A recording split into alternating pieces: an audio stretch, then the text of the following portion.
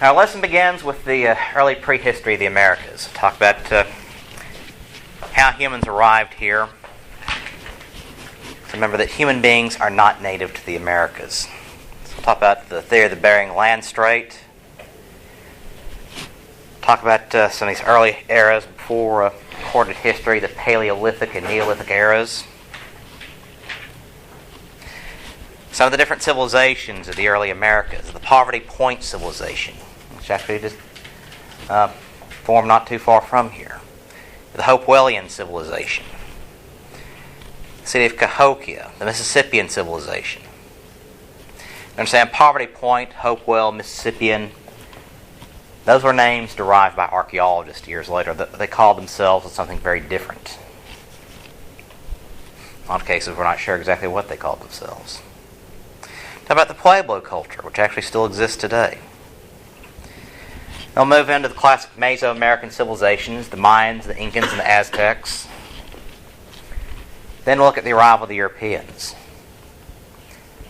The first European to come to the New World wasn't Christopher Columbus, it was Vikings, Leif Erikson. I'll tell his tale.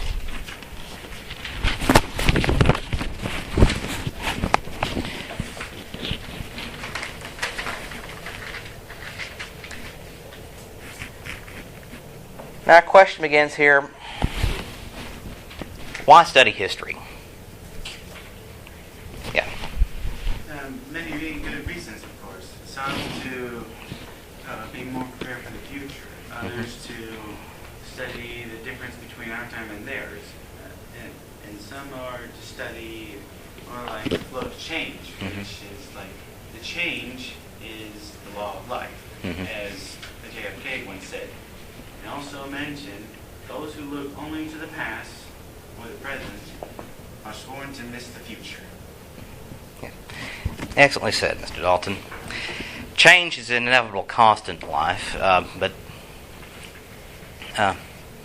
human nature, however, is something of a constant. We are a bundle of contradictions as human beings. Why else would you study history? History always repeats itself. It does. But why does it repeat itself? Because people don't ever look back on it and try and fix mistakes that Yeah. People don't want to fix mistakes. Change happens, but people resist change. People are often afraid of it. We live in an age, there's going to be more change in our lifetimes there probably has in the last century. Thanks, if I may. I'm holding up the cell phone here. This is considered to be an advanced piece of technology. Actually, you can call anyone, anywhere in the world, instantly with it. You can take pictures. You can record videos. You can play music on it. Actually, when I was a kid, the idea you could take a picture of the telephone would be like saying, yeah, I can watch TV on my refrigerator. Something just didn't make sense.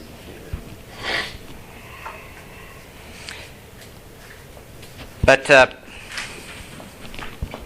in 3 or 4 years, this phone is going to be considered obsolete. 20 years, a quaint antique. It'll be useless in a generation.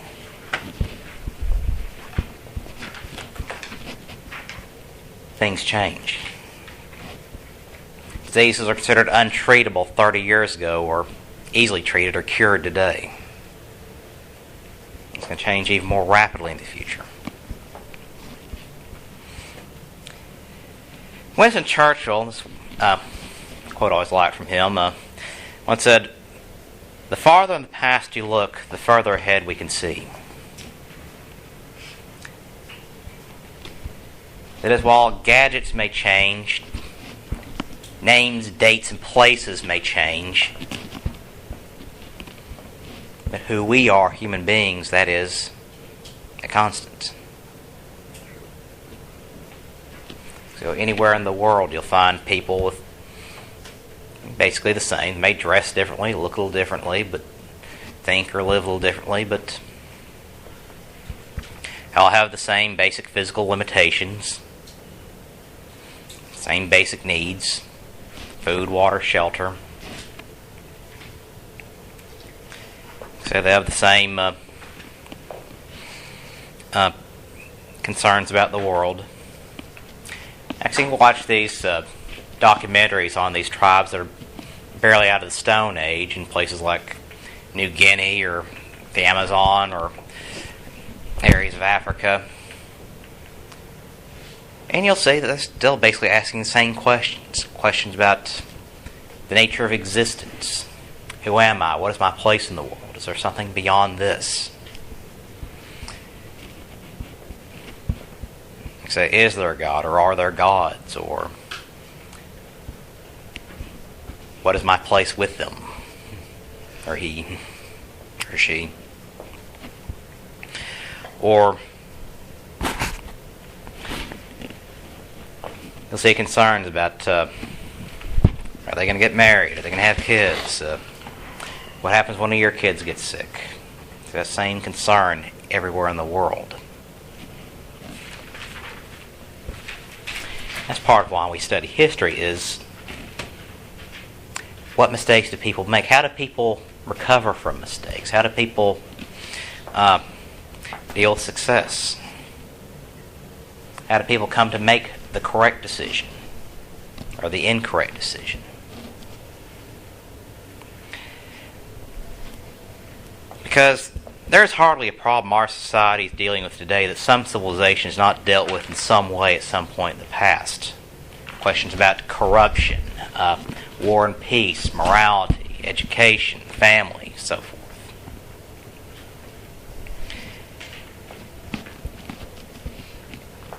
And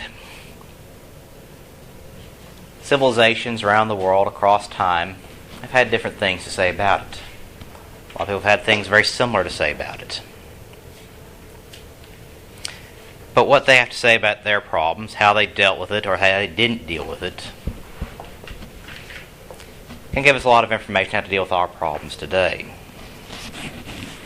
Centuries in the future and thousands of miles away.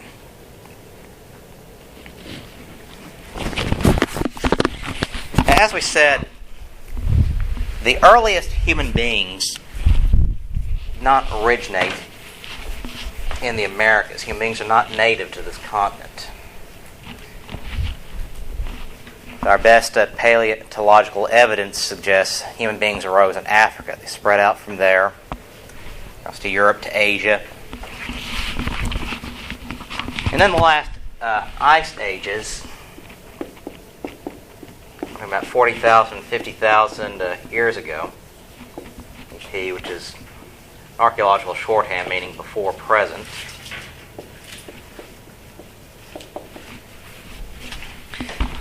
At the Ice Age, global ocean levels dropped because of the advancing glaciers. Everything, all that water frozen up as ice, so the ocean levels dropped. That small area between Russia and Alaska, I'll pretend this is Alaska here, was shallow enough that basically people were able to wade across or walk across on something that scholars they call the Bering Land Strait. The little area across the Bering Sea, people were able to cross from Asia into the Americas. Pursuit of food or some curiosity.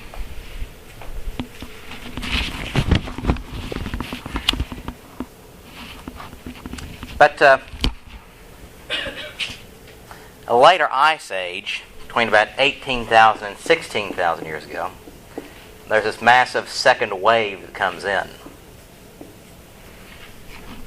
Responsible for most of the Native American tribes that exist in the Americas today.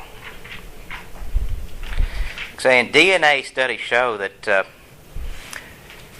Native Americans have an Asian ancestry.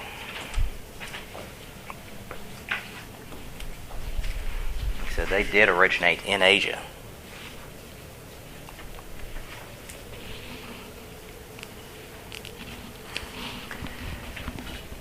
But how did people live centuries ago? So no supermarkets, no electricity, no running water.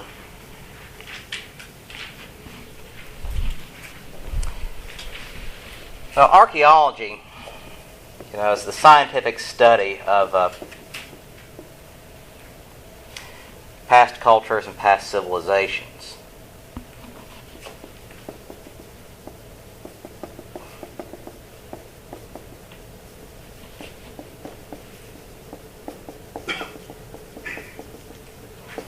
So they sift through the remains of old cultures, learn about who they were and how they lived.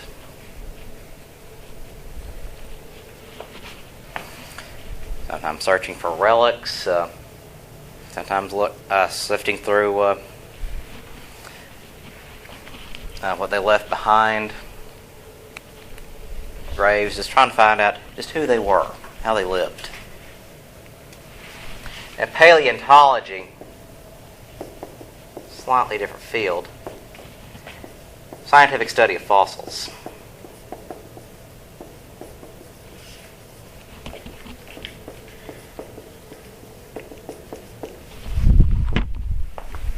Over hundreds of thousands, millions of years, some remains of the pressures being buried under the earth turned to stone. And scientists study those. They find out what something looked like, how somebody lived or died, all sorts of things. Now, what we know from scientific evidence is human beings, or our ancestors, used stone tools as early as 1.5 million years ago, and before present. Marked something called the beginning of what's called the Paleolithic era. So it means Old Stone Age. All this is tools people used. Tools made out of stone.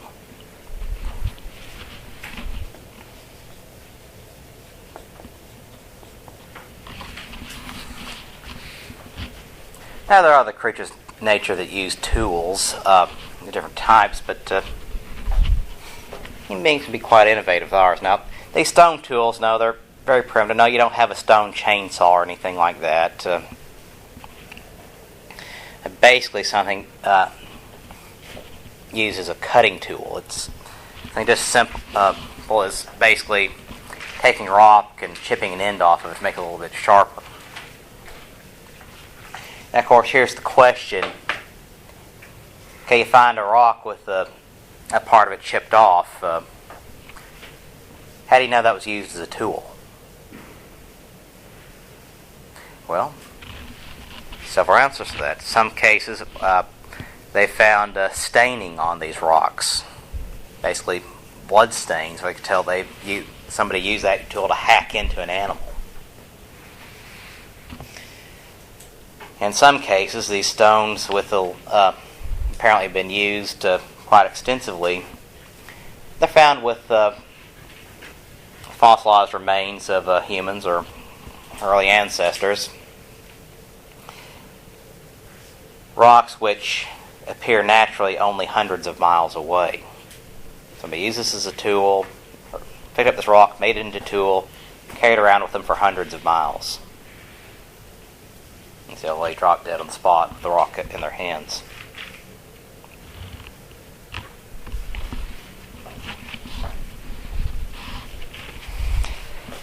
That's from about 1.5 million years ago to about 10,000 years ago. Using archaeological shorthand. No, the Earth is not 6,000 years old. It's about 4.5 billion years old. Scientific study, evidence, the numbers all say that. Question. Yeah. So how does this tie into, so what you're showing us, how is this tying into a comparison with creation, evolution, all of this, as far as we're talking tubes, we're talking Earth, we're talking, how is all that comparing, with each other? So we're talking more from a scientific. From a scientific point of view. Okay. So the spiritual aspect of it, except that's up to you, but the scientific evidence is this. We're going with the facts. Right. And the creationist idea that Earth is only 6,000 years old, well, that's one person's interpretation of one book of the Bible. Correct. Now you have most theologians in the world say that that's metaphorical. Some pointing out that for God, time is relative, which of course is a basic scientific fact, relativity. It does say in the Bible, to God a day is like 1,000 years. But again, that's one interpretation of the book of Genesis. Other civilizations have many other different creation ideas. The Hindus have the idea the earth was hatched from a giant egg. That's what they think. Okay, they think that as much as Christians and here believe in the book of Genesis. But there are others looking at the same book of Genesis come up with completely different answers. Jewish scholars say 8,000 years. You have many other saying, agreeing with the scientific consensus, say no, it's billions of years. And seeing absolutely no contradiction between believing in Christianity, believing in the book of Genesis, and believing the fact this earth is 4.5 billion years old. To them they say, it only increases the glory of God.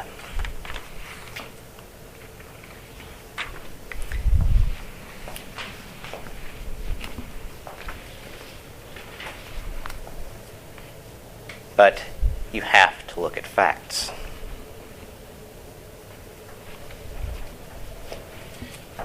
Next, say, does this mean that everything you may believe about your faith is wrong? No. Does it mean even one thing is wrong? No. It just means one person looked at this story and interpreted it incorrectly. During the Renaissance, it's considered heresy to say the earth revolves around the sun. And I said, no, the sun, which is actually 3 million times the mass of the earth, revolves around the earth. Earth is still. And they base that on an interpretation of one book of the Bible, one verse. The scientific evidence kept saying, no, it's not correct. So is the faith wrong? No. Was the science wrong? No. How one person looked at that one verse, though, was wrong.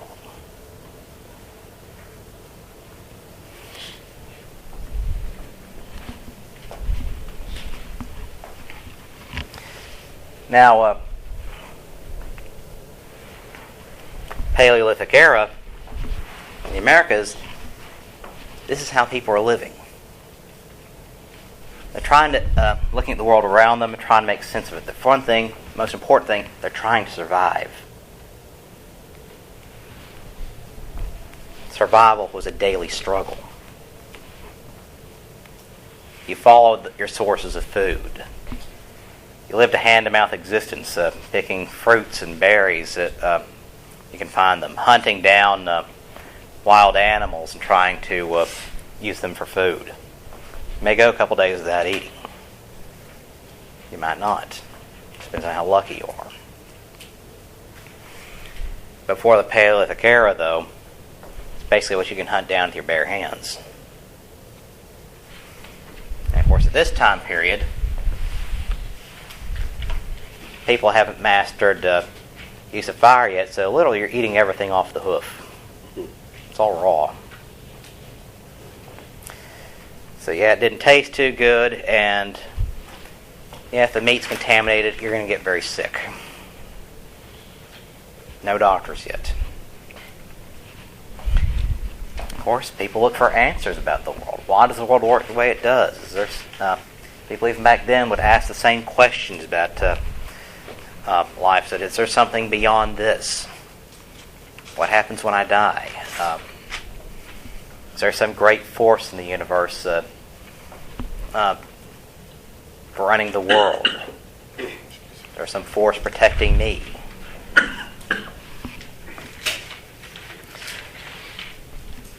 And different civilizations came up with very different answers. Even today, you can find just about any combination of religious beliefs you can imagine.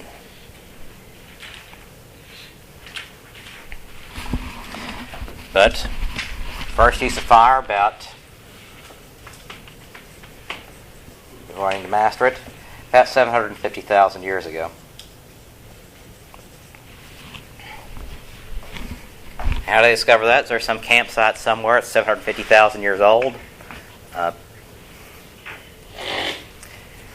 What they did was they found remains of a fire. Somebody had set a fire inside a cave, about a mile inside a cave. And they're able to date the ashes, stones heated, back 750,000 years. So tell how old that fire was. Burial of the dead.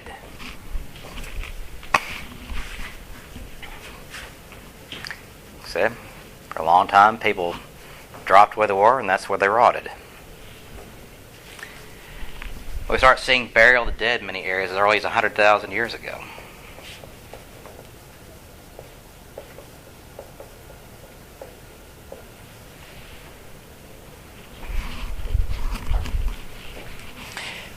That's a significant advance in human culture and human thinking. It says a lot of things about us by doing that. For one thing, people started recognizing we're mortal. That this is all going to happen to us someday.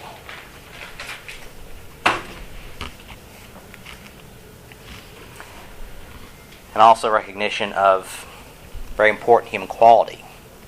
Empathy.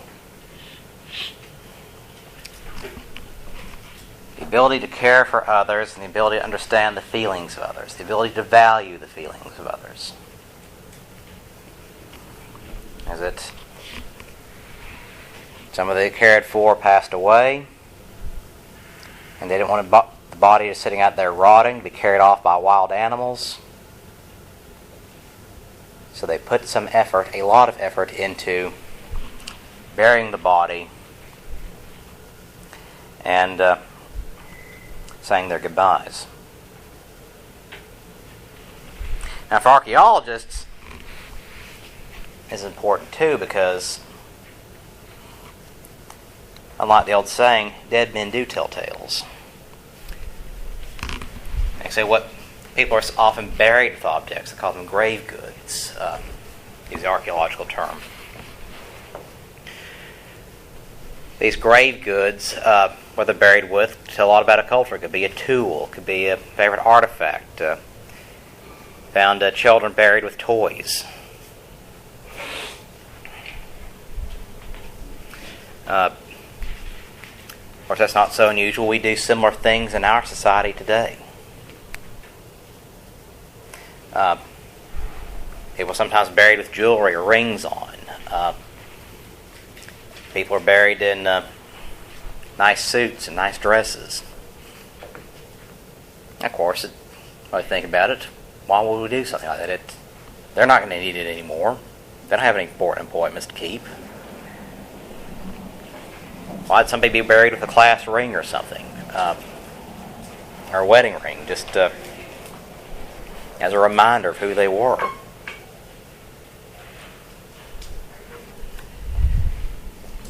It's an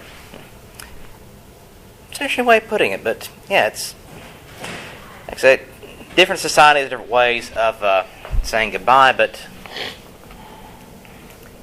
it says a lot about not only about the departed, but those around this person who just passed, how they're prepared for burial. Now people say their goodbyes. This story a long time ago. This guy was buried in his '57 Chevy. Loved the car, so his friends decided, well, they're going to bury him in it. So you can imagine 10,000 years from now the surprise archaeologists are going to have when they dig that one up. Like I said, a student years ago said they buried a friend. The 4 friends all put a bottle of Jack Daniels in the coffin with the guy because memories of better times.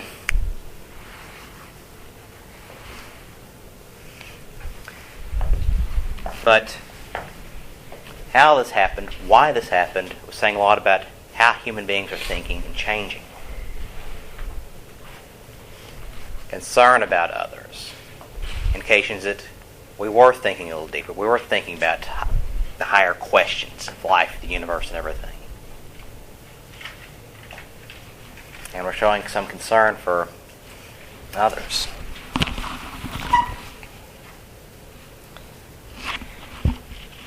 Now, since survival is a hand-to-mouth existence, a daily struggle, there is not going to be a lot of advances in tool technology at this point.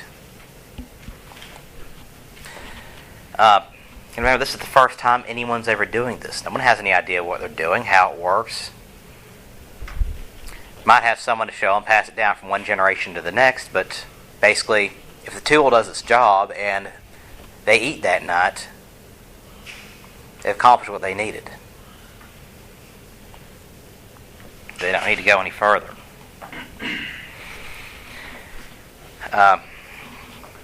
But there's nowhere to get another idea. Because there's no Home Depot yet. They can't get another tool.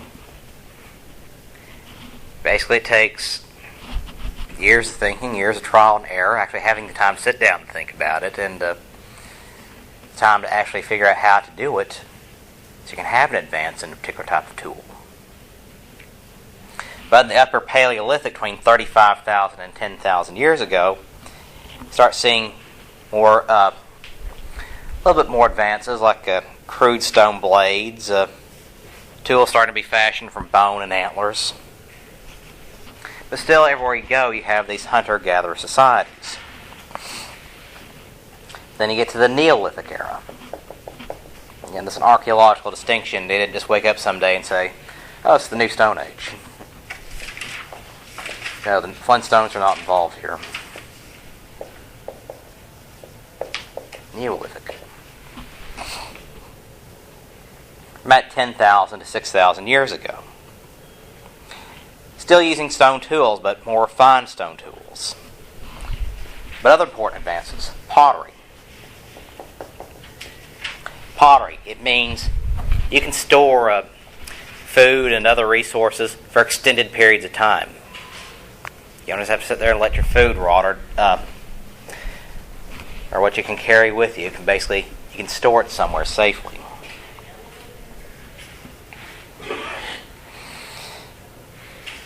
Agriculture.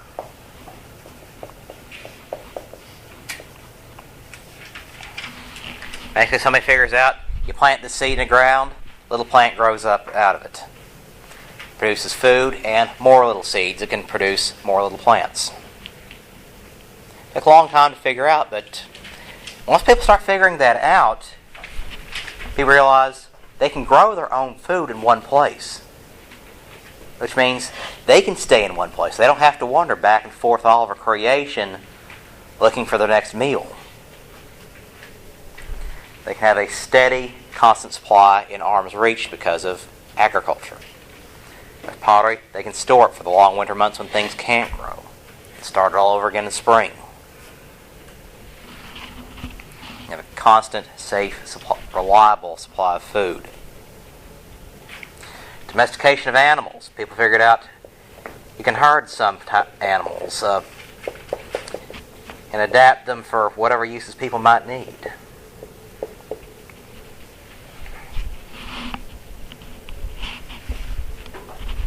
Herding cattle and sheep for food. Sheep, you can use the wool for clothing. Chickens can herd together, pick up the eggs every morning. Dogs, for example, could be a constant companion. Can also be used in helping to herd animals. And basically, people are learning how nature works and learning to use that to our advantage to survive. Realizing we don't have to freeze to death in winter. We don't have to starve. We don't have to wonder. We have a choice of what we can do.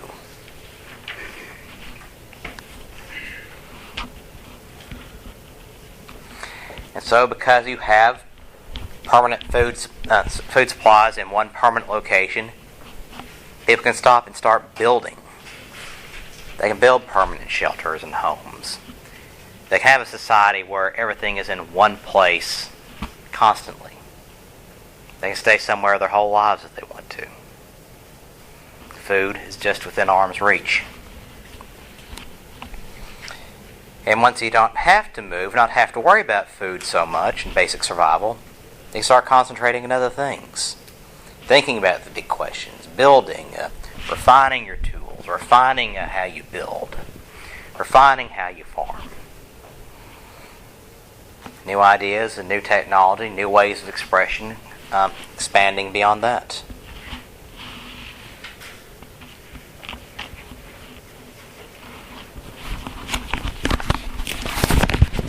Now, of course, we throw out these big numbers, 1.5 million, 100,000. Yeah, they sound really neat, but how do they figure this out?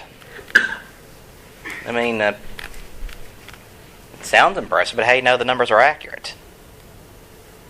Well, scientists have ways of figuring that out, ways of measuring that. Stone tools date by excavating grave sites. And all sorts of different scientific dating techniques they can use. For example, the famous carbon-14 dating.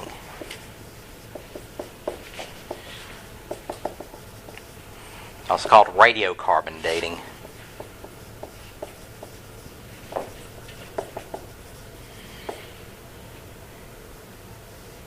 Basically built on a very basic scientific principle. Carbon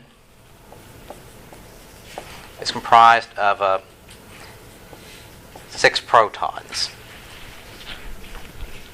Now, protons in the atomic nucleus of any atom, the number tells you what element it is. That is its basic chemical identity.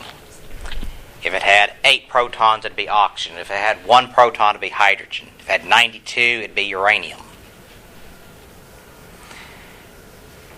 Protons have a positive charge, and most carbon is what they call carbon-12.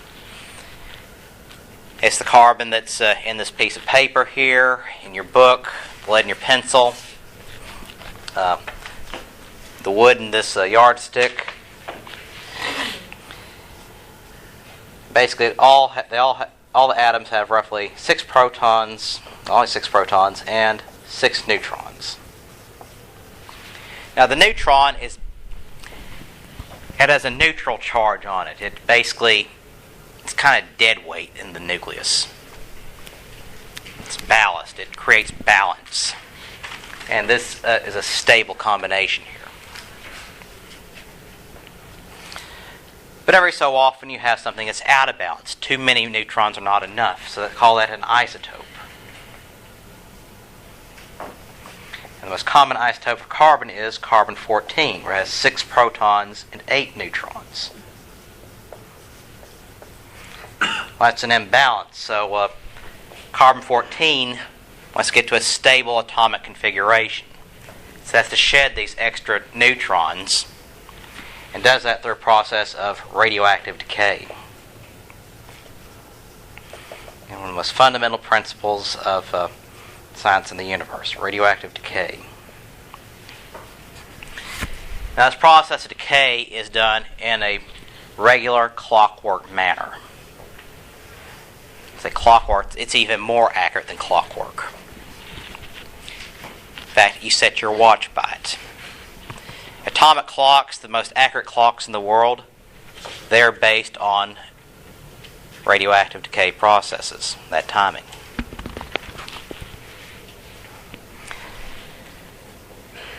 Now, the half-life, that is, time it takes for half a sample of a substance to decay to the next decay state.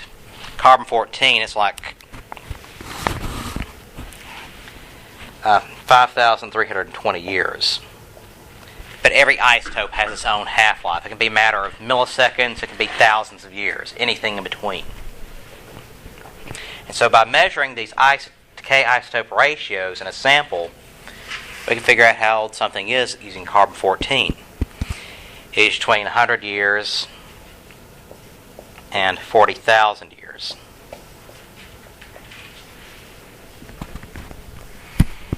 It's a very basic science. So basic that if this doesn't work, then that light shouldn't turn on when you flip that switch. So basic, that phone shouldn't work if this doesn't work. That basic.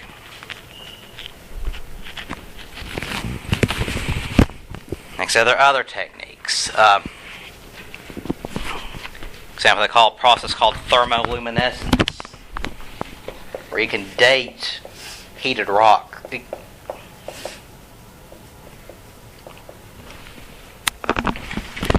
Basically, look at the accumulation of crystals that happens when you heat certain types of rock. Process which can date things back up to 1 million years. That's how you know fire happened 750,000 years ago. And there are other techniques beyond that. Say tree ring dating is one thing. They have a tree ring record going back 8,000 years. Counting the annual growth rings of trees. It shows climate changes, major catastrophes like fires and plant diseases, but it's region specific. Actually, by looking at these carbon-14 datings, you can look at isotopes such as, say, carbon-13, which appears in marine plants and animals and corn, able to determine the diet of people in some cases.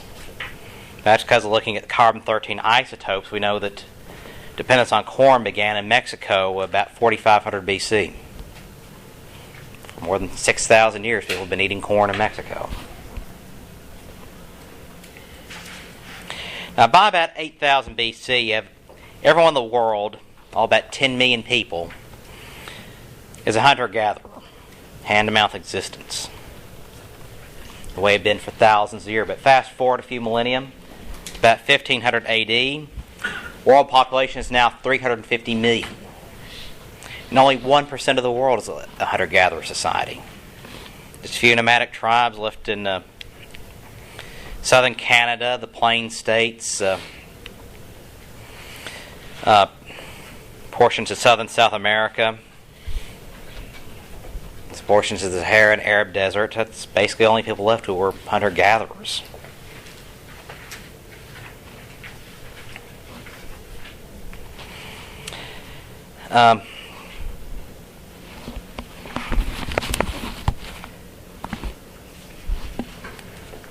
Now, start seeing a little more closely what's happening in the Americas.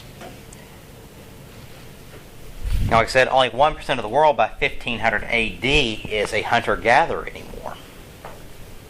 But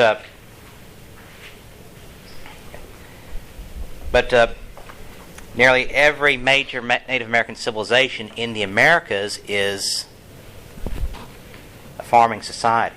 They live in permanent villages. Only a handful still are nomadic in nature, basically the Plains tribes. And the earliest ones to live in permanent villages in large numbers were Poverty Point civilization, Ebbs, Louisiana. So it's a World Heritage Site. It's now you can go there, drive about 2-3 hours away. They conduct tours. But this is among the earliest large-scale construction in the Americas. You have earthenworks and residential patterns. Possibly several hundred houses developed as one site at its height. Hunting, fishing, gathering, trading with neighboring tribes. A lot of influence even in here into Arkansas. Poverty Point was the first of these major societies to start building on a large scale in what is now the continental United States, and also to start forming and start growing in the area. Other groups of Native Americans start developing permanent civilizations and trading civilizations from there, notably the Hopewellians, which we'll talk a little bit more on next time.